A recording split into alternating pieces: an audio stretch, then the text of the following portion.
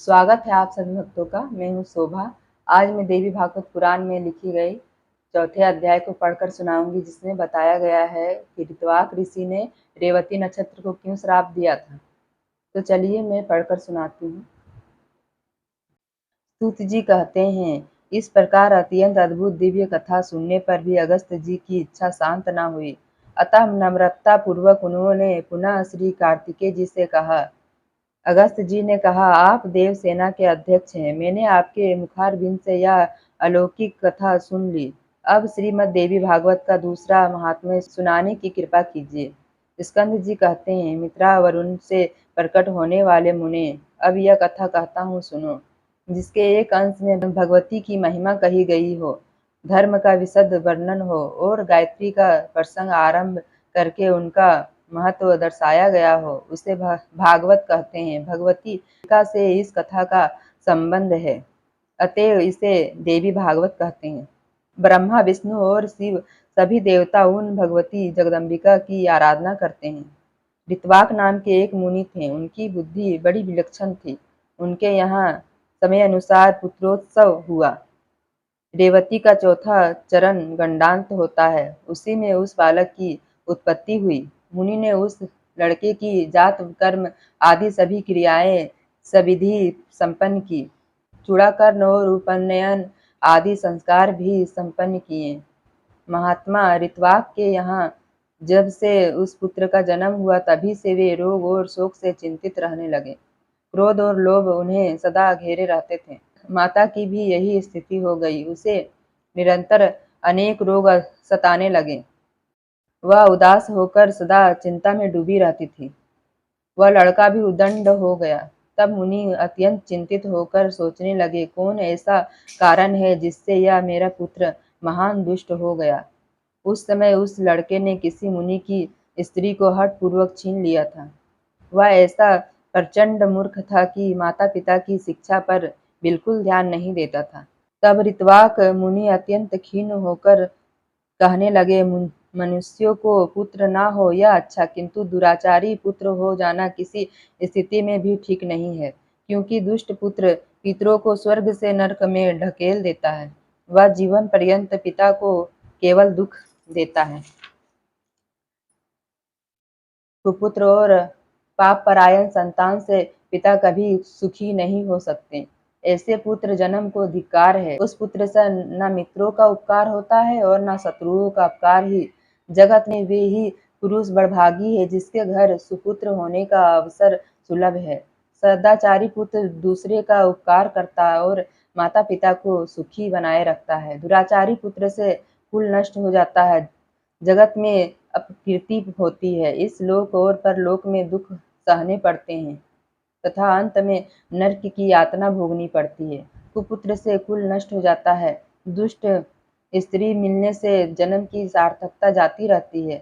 उत्तम भोजन न मिलने से दिन व्यर्थ चला जाता है तथा कुमित्र से सुख की आशा भी निष्फल हो जाती है। स्कंद जी कहते हैं, इस प्रकार दुष्ट पुत्र के नीच व्यवहार से दुखी होकर वे श्री गर्ग जी के पास गए और उनसे पूछने लगे। ऋत्वाक मुनि बोले, भगवान आप ज्योतिष शास्त्र के आचार्य हैं। मेरे पुत्र के दुराचारी होने का क्या कारण है, यह मैं आपसे पूछना चाहता हूँ। बताने की कृपा करें।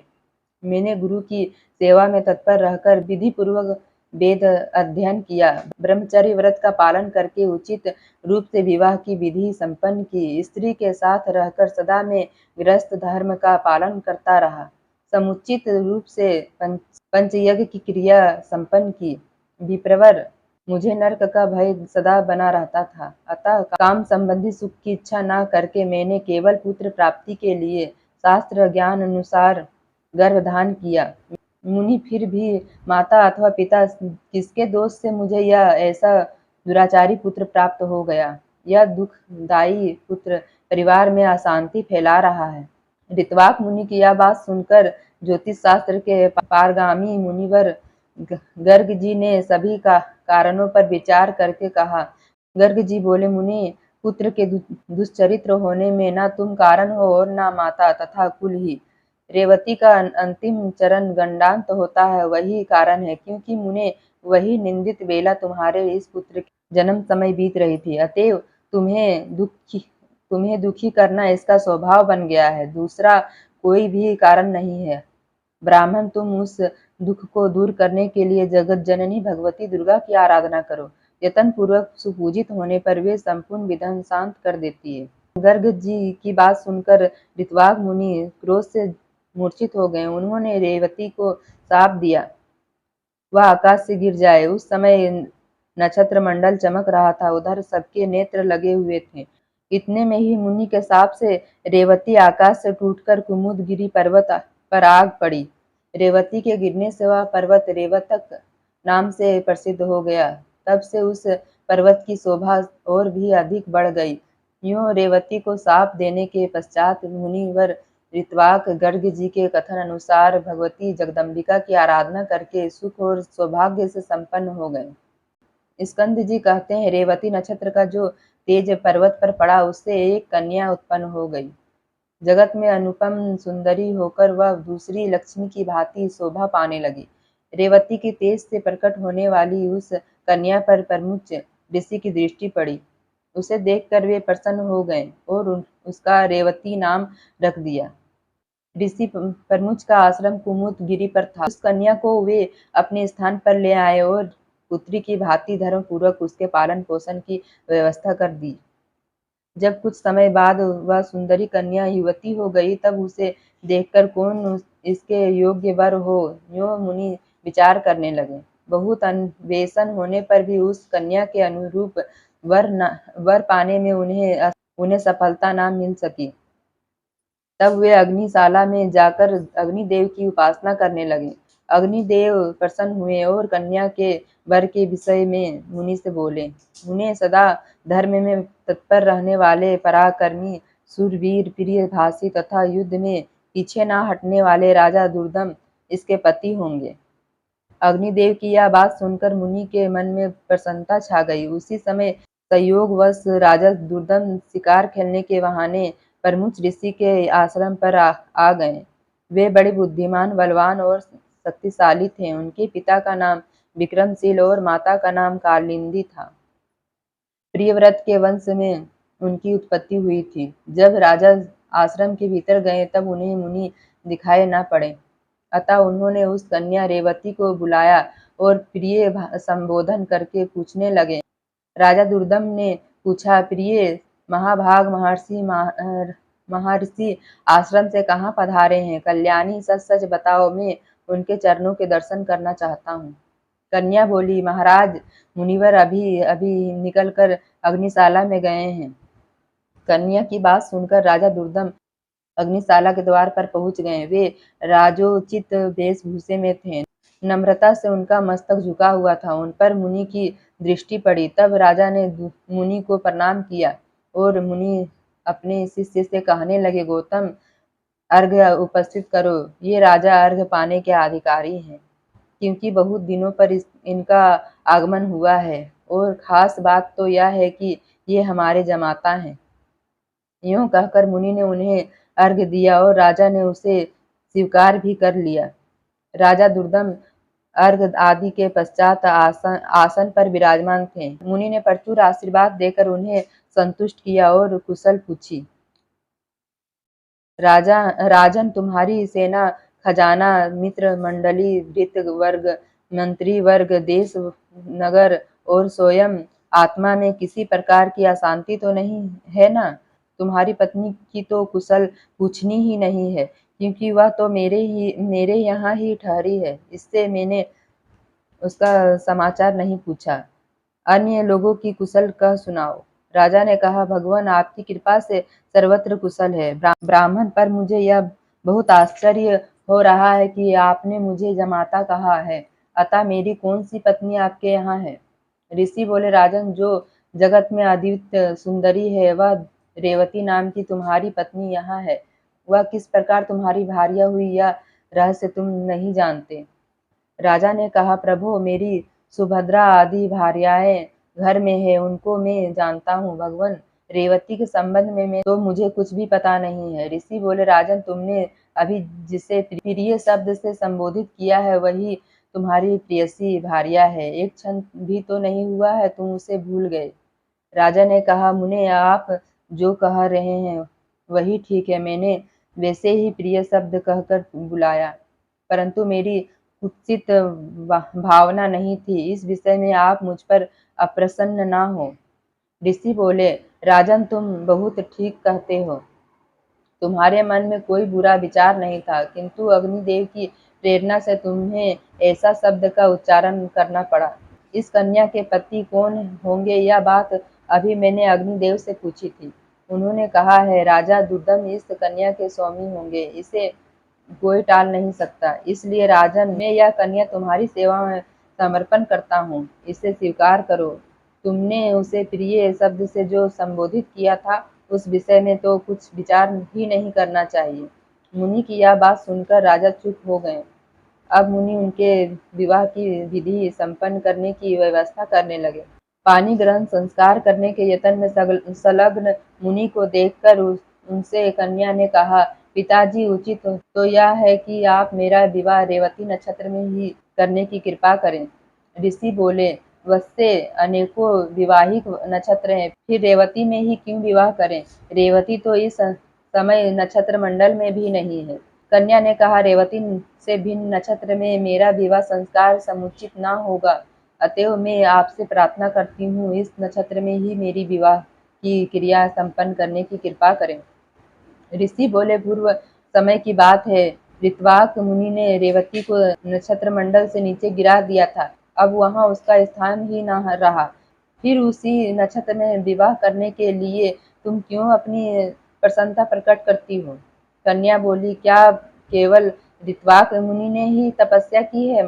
मन वाणी अथवा कर्म से ऐसी तपस्या करने की क्या आप में योग्यता नहीं है? पिताजी, आप तो जगत की रचना करने में समर्थ हैं, मैं आपका तपोबल खूब जानती हूँ, अतः आप रेवती को नक्षत्र मंडल में पुनः स्थापित करके उसी नक्षत्र में मेरा विवाह कीजिए। ऋषि बोले, तुम्हारा कल्याण हो, तुम जैसा कहती हो वैसा ही होगा। मैं तुम्हारे लिए आज ही रेवती नक्षत्र को सोम मार्ग में स्थापित करके उसी में तुम्हारा विवाह संस्कार संपन्न करूंगा। स्कंद जी कहते हैं, अगस्त इस प्रकार कहकर मुनि ने अपनी तपस्या के प्रभाव से उसी समय रेवती को नक्षत्र मंडल में पूर्ववत स्थापित कर दिया। फिर उसी नक्षत्र में वैवाहिक विधि के अनुसार मुनि ने राजा दुर्दम को वह रेवती नाम की कन्या सौंप दी। विवाह कर देने के पश्चात मुनि ने राजा से कहा, वीर तुम्हें क्या पाने की इच्छा है, कहो, उसे मैं पूर्ण करने को उद्यत हूँ।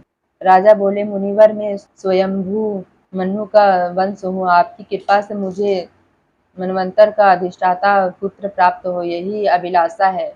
मुनि ने कहा, राजन यदि तुम्हारी ऐसी इच्छा हो तो भगवती जगदम्बिका की आराधना करो, अतः मनवंतर का स्वामी पुत्र तुम्हें अवश्य प्राप्त होगा। श्रीमद् देवी भागवत 5वां पुराण है, उसकी 5 आवृत्तियां स्वर्ण करने से तुम अपने मन के अनुसार पुत्र प्राप्त कर लोगे।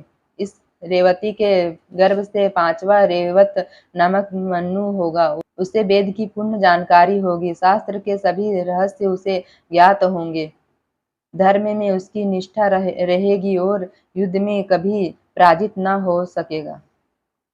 मुनि के यूं कहने पर राजा ने उनके चरणों में मस्तक झुकाया और पत्नी को साथ लेकर वे अपने नगर को चले गए और पिता पितामह की राजगद्दी पर बैठकर उन्होंने शासन आरंभ कर दिया। राजा दुर्दम बड़े बुद्धिमान और धर्मात्मा थे। वे उसी प्रकार प्रजा की रक्षा करते थे जैसे औरस पुत्र की जाती है। एक समय की बात है, महात्मा लोमस जी राजभवन पर पधारे। राजा ने प्रणाम करके उनका स्वागत सत्कार किया और हाथ जोड़कर उनसे कहने लगे। राजा ने कहा, मुने आप सर्वसमर्थ हैं, मुझे पुत्र पाने की इच्छा है, अतः आप श्रीमद् देवी भागवत नामक पुराण सुनाने की कृपा कीजिए। राजा की बात सुनकर लोमस जी को बड़ा आनंद हुआ। वे कहने लगे, राजन तुम धन्य हो, तभी तो त्रिलोक जननी भगवती दुर्गा में तुम्हारी ऐसी भक्ति जागृत हो गई है। जो भगवती जगदम्बिका देवता दानव और मनुष्यों की परम आराध्य है, उनमें जब तुम्हारी भक्ति हो गई तब फिर तुम्हारा कार्य सिद्ध होने में क्या संदेह है। अतएव राजन, मैं तुम्हें श्रीमद् देवी भागवत पुराण अवश्य सुनाऊंगा। उसके स्वर्ण मात्र से कोई भी पदार्थ पाने को शेष नहीं रहता। ब्राह्मण यूं कहकर लोमस जी ने शुभ मुहूर्त में कथा आरंभ कर दी। राजा दुर्दम सपत्नीक बैठकर विधि पूर्वक कथा की 5 आवृत्तियां सुनते रहे। कथा समाप्त होने के दिन उन धर्मात्मा ने अत्यंत आनंद के साथ पुराण और मुनि की पूजा की, नवार्न मंत्र से हवन किया, कुमारी कन्याएं जिमाई गई। वे सपत्नीक ब्राह्मण भोजन में सम्मिलित हुए और सबको दक्षिणा देकर संतुष्ट किया गया। कुछ समय व्यतीत होने पर भगवती की कृपा से रानी को लोक का कल्याण करने वाला गर्भ रह गया। गर्भ की अवधि पूर्ण होने पर ग्रहों के उत्तम योग में रानी ने पुत्र प्रसव किया। उस समय संपूर्ण मंगल प्रदान करने वाले मुहूर्त बीत रहा था। पुत्र जन्म की बात सुनकर राजा के मन में अपार हर्ष छा गया। उन्होंने स्नान किया, स्वर्ण के कलश रखे गए और उनके जल से जात कर्म आदि क्रियाएं सुचारू रूप से संपन्न की गई। ब्राह्मणों को दान देकर संतुष्ट किया गया। तदंतर समय पर यज्ञोपवीत हुआ तथा अंगों और अंगों सहित वेद पढ़ाने की राजा ने व्यवस्था कर दी। फिर रेवत नाम से विख्यात हुआ बालक संपूर्ण क्रियाओं का पारगामी धर्मात्मा, धर्म का प्रवचन एवं अनुष्ठान करने वाला, परम पराक्रमी तथा अस्त्र वेताओं में सर्वश्रेष्ठ निकला। तदंतर ब्रह्मा जी ने रेवत को मुनि के पद पर प्रतिष्ठित कर दिया। श्रीमान रेवत मनवंतर के स्वामी बनकर धर्म पूर्वक पृथ्वी पर शासन करने लगे। इस प्रकार मैंने भगवती जगदम्बिका के एवं पुराण के महात्म्य का संक्षेप से वर्णन कर दिया। उसे विस्तार पूर्वक कहने में तो कोई भी समर्थ नहीं हो सकता। सुत जी कहते हैं, अगस्त जी ने श्रीमद् देवी भागवत के महात्म्य एवं विधि से सुनने के पश्चात स्वामी कार्तिकेय जी की पूजा की और पुनः अपने आश्रम को लौट आए। ब्राह्मणों, तुम लोगों के समक्ष देवी भागवत के महात्म्य का वर्णन मैं कर चुका। भक्ति पूर्वक इसे पढ़ने और सुनने वाला पुरुष जगत में भोगों को भोग कर अंत में पूर्ण राग मन से रहित हो जाता है। जय माता दी।